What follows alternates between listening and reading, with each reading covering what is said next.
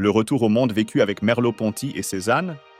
Dans L'œil et l'esprit, Maurice Merleau-Ponty nous invite à revenir au monde vécu. Ce monde que l'on perçoit avant de le penser. Un monde brut, riche, où les choses ne sont pas encore enfermées dans des concepts ou des catégories rigides.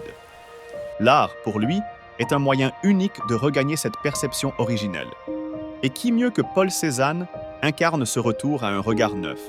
Regardons les toiles de la montagne Sainte-Victoire. Cézanne ne cherche pas à recopier la montagne comme une photographie en la figeant comme une nature morte. Il la peint, au contraire, telle qu'il nous est donné de la vivre, d'en faire une expérience directe et concrète, et comme si elle était vue pour la première fois, avec des yeux neufs, émerveillés. C'est pourquoi les couleurs s'entrelacent. Les formes ne sont jamais figées.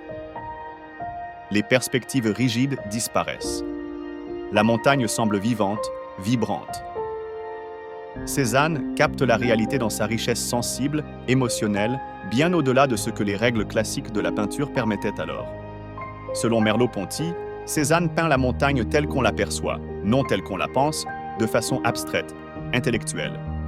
Merleau-Ponty évoque deux façons de penser. La pensée de survol, qui se détache, qui intellectualise, qui simplifie, qui classe.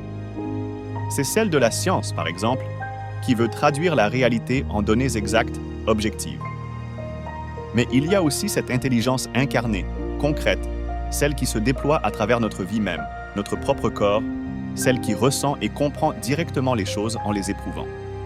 Prenons l'exemple d'un citron jaune. Pour la science, le jaune est une longueur d'onde, une donnée objective. Mais pour nous, c'est une expérience. Et dans celle-ci, le jaune déborde. Il pique la langue d'acidité, caresse les doigts avec sa peau lisse, emplit l'air de son parfum vif.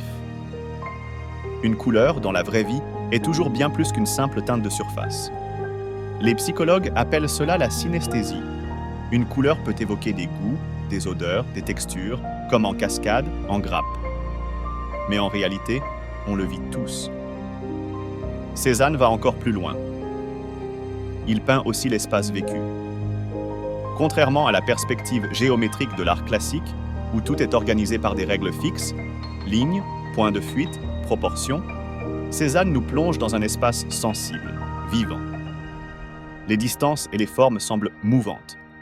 L'œil ne calcule pas, il ressent. C'est un retour au monde tel qu'on le perçoit avant de l'étudier, d'en faire un objet de calcul. Comme un enfant qui voit pour la première fois. Dans cet espace, l'œil explore, touche, habite les choses. La peinture de Cézanne révèle un monde vivant, où chaque couleur, chaque espace devient une expérience.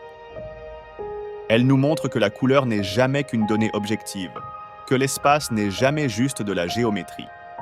Les couleurs qui s'entremêlent, les formes fluides et mouvantes sur la montagne Sainte-Victoire, tout cela nous rappelle que le monde est toujours plus riche que ce que l'on croit.